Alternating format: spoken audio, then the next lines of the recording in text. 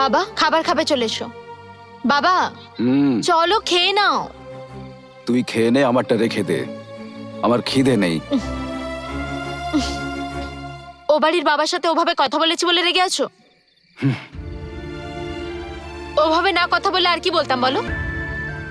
মানে উনি কত কষ্ট পেয়েছেন ভেবেছিস? তার জন্য দায়ী কি আমি নাকি? উনি এমন কি ভুল বলেছিলেন? উনি তোকে তো ভগবানের পুজো করতে মানা করেননি, মন্দিরে যেতেও বারণ করেননি, শুধু বলেছিলেন যে ওই ঢিপের ওখানে গিয়ে পুজো না করতে। তুই তো মেনে নিলেই পারতিস মা। আমি এই কথা কি করে মেনে নেবো বাবা?